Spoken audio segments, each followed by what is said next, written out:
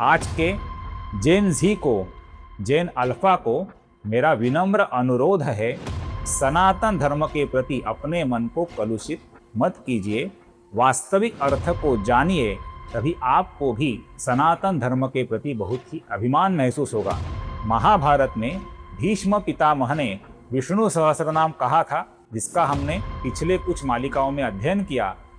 भीष्म पितामह ने ही महाभारत में स्त्रियों के प्रति कुछ वचन कहे हैं। आज का हमारा जो समाज है, हमारे समाज की जो व्यवस्था है, ये समानता के तत्वों पर आधारित है। मनुस्मृति के वचनों का जो सरल हिंदी अर्थ है, यही केवल इसका अर्थ नहीं है दोस्तों, इसमें बहुत ही गर्भित अर्थ है। अबला अर्थात शक्तिहीन, ये इसका अर्थ कदापि नहीं है दोस्तों।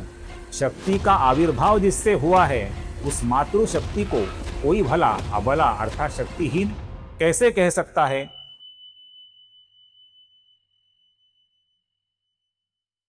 नमस्कार दोस्तों, आज एक बहुत ही अनोखा और अलग विषय मैं आपके लिए लेकर आया हूं। आज के वीडियो को शुरुआत करने से पहले मैं सर्वप्रथम आप सभी दर्शकों का मनःपूर्वक धन्यवाद करना चाहता हूं, क्योंकि आप सभी दर्शकों के सपोर्ट के कारण ही हाल ही में हमने श्री विष्णु सहस्रनाम, संपूर्ण श्री विष्णु सहस्रनाम, सही उच्चारण और सरल हिंदी अर्थ की मालिका को पूरा किया है।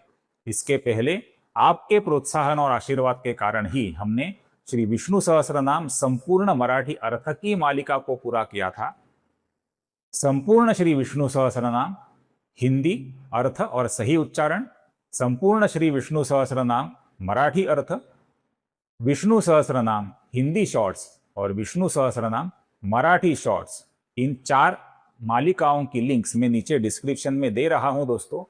आपको जब भी कभी समय मिले तो आप इन मालिकाओं को बार बार देख सकते हैं, उनका चिंतन कर सकते हैं।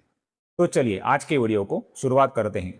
आज का हमारा विषय बहुत ही अनोखा है, बहुत ही अलग है और विष्णु सहस्र नाम से तो बिल्कुल ही अलग है। ये विषय नारी शक्ति, स्त्री शक्ति और सनातन धर्म से जुड़ा हुआ है। वीडियो को शुरुआत करने से पहले एक बात बताना चाहता हूं, हमारे वीडियो का विषय राजकीय नहीं है, किंतु फिर भी हमारे आज के वीडियो की शुरुआत एक बहुत ही महत्वपूर्ण राजकीय व्यक्ति के भाषण के कुछ हिस्से से ही करनी पड़ती है दोस्तों। जैसे कि आप सभी जानते हैं, 2 दिन पहले ही हमारे सम्माननीय नेता प्रतिपक्ष जी ने उनके आक्रामक अंदाज में, उनकी अनोखी शैली में एक बहुत ही उत्साहवर्धक और जोशीला भाषण दिया था, जिसमें उन्होंने नारी शक्ति और मनुस्मृति के बारे में कुछ वचन कहे थे। आप सभी दर्शकों ने शायद इस भाषण को सुना भी होगा, देखा भी होगा। आज के वीडियो को शुरुआत करने से पहले हम इस भाषण के कुछ हिस्सों की रिवीजन करते हैं कि हमारे सम्माननीय नेता प्रतिपक्ष जी ने क्या कहा था। ध्यान से सुनिए दोस्तों। So you are either a mother or a wife or a daughter, and I'd like to quote over here the Manusmriti, which says clearly, in childhood a ये बहुत ही female महत्वपूर्ण है must दोस्तों, be ध्यान से subject सुनिए। to her father. Meaning, the Manusmriti says, in childhood a female belongs to her father, in youth she belongs to her husband, when her lord is dead she belongs to her sons. A woman must never be independent. आपने This is सुना a direct दोस्तों? quote from the ये Manusmriti. विषय मनुस्मृति के बारे में है। मैं किसी राजकीय व्यक्ति पर टीका टिप्पणी नहीं करना चाहता। मैं केवल मनुस्मृति से जुड़ी हुई कुछ बातों को और कुछ तथ्यों को आपके सामने रखने का एक विनम्र प्रयत्न करने जा रहा हूं। हम सर्वप्रथम मनुस्मृति के कुछ वचनों को देखते हैं कि उनमें एग्जैक्टली क्या लिखा है, और फिर हम ये देखेंगे कि इनका सरल हिंदी अर्थ क्या होता है, अर्थात जो दिखने वाला अर्थ है ये क्या होता है, और फिर हम जानेंगे कि इसका जो छिपा हुआ अर्थ है ये अर्थ क्या है। तो हम सर्वप्रथम मनुस्मृति के कुछ वचनों की शुरुआत करते हैं दोस्तों। ध्यान से देखिए, ध्यान से पढ़िए और ध्यान से सुनिए दोस्तों। मनुस्मृति 3.56, यत्र नार्यस्तु पूज्यन्ते रमन्ते तत्र देवताः, यत्रैतास्तु न पूज्यन्ते सर्वास्तत्रा फलाः क्रियाः। इसका अर्थ है दोस्तों, जहां स्त्रियों का सम्मान किया जाता है वहां देवता रमण करते हैं और जहां इनका सम्मान नहीं किया जाता वहां किए गए सभी कर्म निष्फल होते हैं। मनुस्मृति वचन 3.57 शोचन्ति जामयो यत्र विनश्यत्याशु तत्कुलम न शोचन्ति तु यत्रैता वर्धते तद्धि सर्वदा। इसका अर्थ है दोस्तों, जिस कुल में स्त्रियां दुखी रहती हैं वह शीघ्र नष्ट हो जाता है और जहां वे दुखी नहीं रहती वह कुल सदैव बढ़ता है। जैसे कि आप देख रहे हैं दोस्तों, इन दोनों वचनों में स्त्रियों का गौरव ही किया गया है, उनके बारे में बहुत ही अच्छी बातें कही गई हैं। आगे बढ़ते हैं। मनुस्मृति 3.58 जामयो यानि गेहानि शपन्त्य प्रतिपूजिताः तानि कृत्याहतान्येव विनश्यन्ति समन्ततः। अर्थात जिन घरों में स्त्रियां उचित सम्मान न मिलने के कारण दुखी होकर शाप देती हैं वे घर ऐसे नष्ट हो जाते हैं जैसे किसी विनाशकारी कृत्या द्वारा नष्ट किए गए हों। इसका बहुत ही महत्वपूर्ण उदाहरण है दोस्तों, रामायण में जो रावण ने, दशानन लंकेश रावण ने सीता माता का हरण किया था, तो सीता माता ने एक प्रकार से रावण को शाप ही दिया था दोस्तों। मन ही मन सीता माता ने रावण को शाप ही दिया था, जो रावण को भुगतना पड़ा था। उसका साम्राज्य खोकर अंतिम प्रसंग में उसके पुत्र और उसके स्वयं के प्राणों को खोकर रावण को यह भुगतना पड़ा था। उसका वैभव चला गया, उसके प्राण चले गए। मनुस्मृति 3.59 तस्मादेता सदा पूजा भूषणाच्छादनाशनैः भूतिकामैर्नरैर्नित्यं सत्कारेषूत्सवेषु च। अर्थात इसलिए समृद्धि की इच्छा रखने वाले पुरुषों को चाहिए कि वे स्त्रियों का सदैव आभूषण, वस्त्र और भोजन आदि से तथा सत्कार और उत्सवों में सम्मान करें। इस वचन में भी दोस्तों नारियों का गौरव ही किया गया है कि उन्हें हमेशा सम्मानित करें। चीजों का महत्व नहीं है दोस्तों, नारियों के सम्मान का महत्व है। इसकी तरफ ध्यान दीजिए दोस्तों। मनुस्मृति 3.60 संतुष्टो भार्यया भर्ता भर्त्रा भार्या तथैव च यस्मिन्नेव कुले नित्यं कल्याणं तत्र वै ध्रुवम्। अर्थात जिस कुल में पति पत्नी से संतुष्ट रहता है और पत्नी पति से उसी प्रकार संतुष्ट रहती है वहां निश्चित रूप से सदैव कल्याण रहता है। आगे कहा गया है मनुस्मृति 3.61 यदि ही स्त्री न रोचेत पुमांसन्न प्रमोदयेत अप्रमोदात पुनः पुंसः प्रजनन न प्रवर्तते। अर्थात यदि स्त्री पुरुष से प्रसन्न न हो और उसे प्रसन्न न करे तो पुरुष के अप्रसन्न रहने से संतानोत्पत्ति की प्रक्रिया आगे नहीं बढ़ती। आप सभी जानते हैं दोस्तों, ये दोनों वचन दंपति जीवन के बारे में हैं और ये अक्षर सत्य है दोस्तों। इनमें किधर भी स्त्री का अवमान नहीं किया गया है। चलिए आगे बढ़ते हैं। मनुस्मृति 5.148 और मनुस्मृति 9.3 ये बहुत ही महत्वपूर्ण वचन है दोस्तों, जिसके बारे में ये जिक्र भाषण में किया हुआ हमें दिखता है। आप सभी इस वचन को जानते हैं, जो वचन इस प्रकार है पिता रक्षति कौमारे भर्ता रक्षति यौवने रक्षन्ति स्थविरे पुत्रा न स्त्री स्वातंत्र्यम अर्हति। इस स्वातंत्र्य के बारे में ही सम्माननीय नेता प्रतिपक्ष जी ने भाषण में कुछ कहा है। इसका अर्थ है दोस्तों, बाल्यावस्था में पिता रक्षा करता है, युवावस्था में पति रक्षा करता है और वृद्धावस्था में पुत्र रक्षा करते हैं।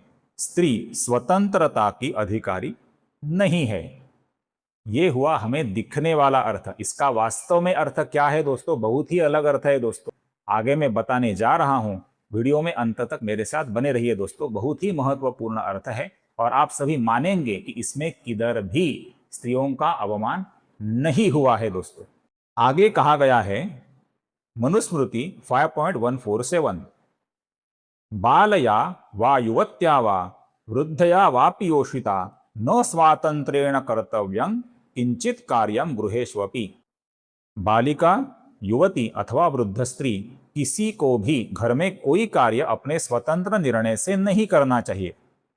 इसमें भी स्वतंत्रता शब्द है जिसका अर्थ आगे हम देखने वाले हैं। आगे कहा गया है दोस्तों, मनुस्मृति 9.5, सूक्ष्मेभ्योपि प्रसंगेभ्यः स्त्रियो रक्षा विशेषतः द्वयोर्हि कुलयोः शोकम आवहेयुररक्षिताः। अर्थात स्त्रियों की विशेष रूप से अत्यंत सूक्ष्म छोटे छोटे से प्रसंगों से भी रक्षा करनी चाहिए, क्योंकि असुरक्षित स्त्रियां दोनों कुलों के लिए दुख ला सकती हैं। तो इस प्रकार हमने मनुस्मृति के वचनों को देखा दोस्तों। यहाँ पर ध्यान से देखिए, मनुस्मृति के वचनों का जो सरल हिंदी अर्थ है, यही केवल इसका अर्थ नहीं है दोस्तों, इसमें बहुत ही गर्भित अर्थ है। इनमें जो वचन है, न स्त्री स्वातंत्र्यम अर्हति, इसका बहुत ही महत्वपूर्ण अर्थ है दोस्तों।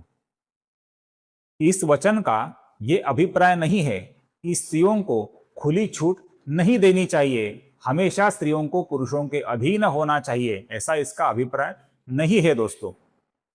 पुरुषों का स्त्रियों के प्रति जो कर्तव्य होता है, उनकी जो जिम्मेदारी होती है, इसका एहसास पुरुषों को दिलाने वाला ये वचन है दोस्तों। कैसे, ये हम देखते हैं। पिता रक्षति कौमारे, छोटी उम्र की स्त्री का, कम उम्र की स्त्री का अर्थात कन्या का संरक्षण उसके पिता को करना चाहिए। भ्राता रक्षति यौवने या फिर भर्ता रक्षति यौवने, भाई को अपनी बहन की रक्षा करनी चाहिए, पति को अपनी पत्नी की रक्षा करनी चाहिए, ये उनका कर्तव्य है, उनकी जिम्मेदारी है। रक्षन्ति स्थविरे पुत्राः, जब स्त्री को बुढ़ापा आ जाता है तो वृद्ध अवस्था में स्त्री की रक्षा उसके पुत्रों को करनी चाहिए, उसके पुत्रियों को करनी चाहिए। अर्थात उनकी ये जिम्मेदारी है कि वे अपनी माता की देखभाल करें, उसका संरक्षण करें और उसकी तरफ ठीक से ध्यान दे दोस्तों।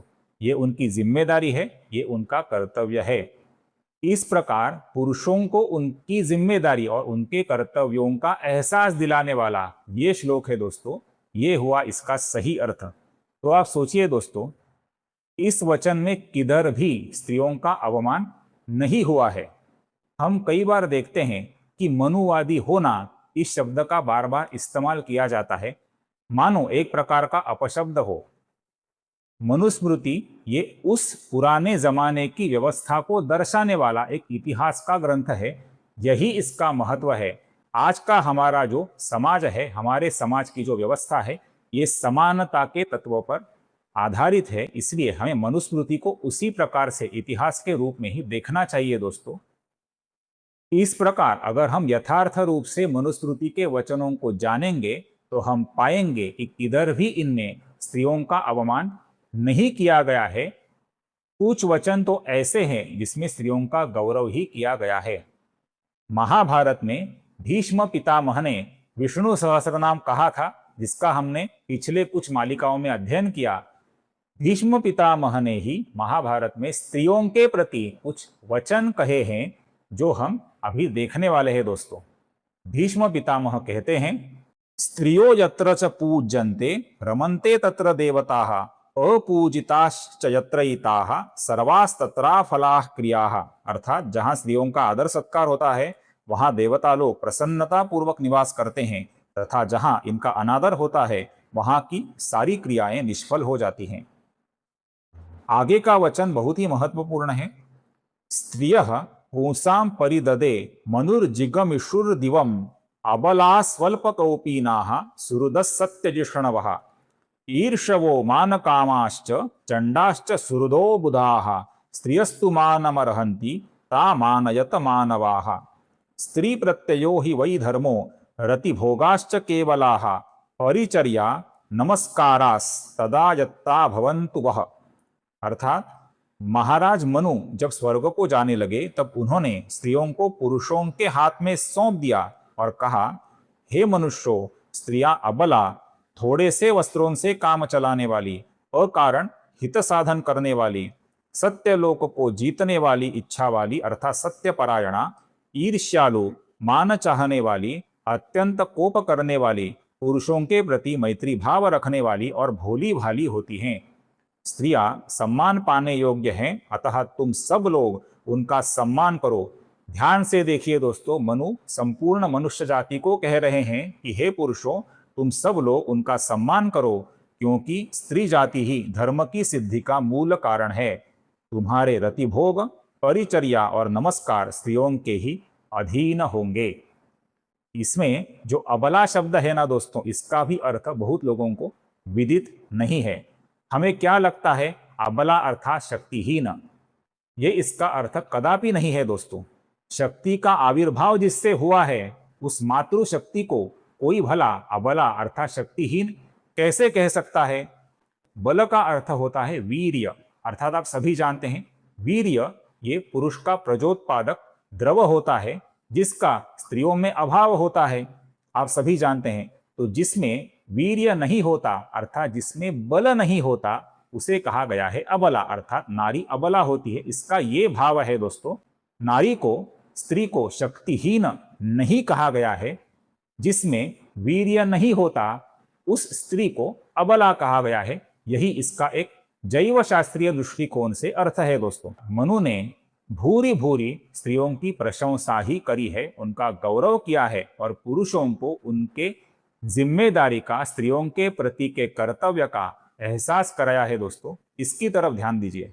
भीष्म पितामह ने भी कहा है, पिता रक्षति कौमारे भर्ता रक्षति यौवने पुत्राश्च स्थाविरे भावे न स्त्री स्वातंत्र्यम अर्हति। अर्थात कुमारावस्था में स्त्री की रक्षा उसका पिता करता है, जवानी में पति उसका रक्षक होता है और वृद्धावस्था में पुत्रगण उसकी रक्षा करते हैं। अतः स्त्री को कभी भी स्वतंत्र नहीं करना चाहिए, अर्थात स्त्रियों के प्रति की अपने जिम्मेदारी को बार बार निभाना चाहिए, ऐसा इसका अर्थ है दोस्तों। अष्टावक्र मुनि ने भी इस प्रकार का ही एक वचन कहा है, जो भिन्न रूप में हमें पढ़ने को मिलता है, जिसमें उन्होंने कहा है, नास्ति स्त्रीणाम स्वतंत्रता पिता रक्षति कौमारे भर्ता रक्षति यौवने रक्षन्ति स्थाविरे पुत्राः नास्ति स्त्रीणाम स्वतंत्रता। इसमें अष्टावक्र मुनि का भी यही आशय है दोस्तों कि पुरुषों को हमेशा उनके जीवन काल में स्त्रियों के प्रति के उनके कर्तव्य को निभाते रहना चाहिए। यही स्वतंत्रता इस शब्द का वास्तविक आशय है दोस्तों। आज के जेन जी को, जेन अल्फा को मेरा विनम्र अनुरोध है, सनातन धर्म के प्रति अपने मन को कलुषित मत कीजिए। वास्तविक अर्थ को जानिए, तभी आपको भी सनातन धर्म के प्रति बहुत ही अभिमान महसूस होगा। यही मेरी जेन अल्फा और जेन जी से विनम्र विनती है। अपने सनातन धर्म को यथार्थ रूप से जानिए। आशा करता हूं मेरा ये विनम्र प्रयत्न आपको अच्छा लगे। अगर ये वीडियो अच्छा लगे दोस्तों, तो कृपया इस वीडियो को ज़्यादा से ज़्यादा हाइप, लाइक और शेयर, और मेरे चैनल को कृपया सब्सक्राइब करना न भूले दोस्तों। फिर मिलेंगे अगले वीडियो में एक अलग विषय के साथ। तब तक टेक केयर। जय श्री राम।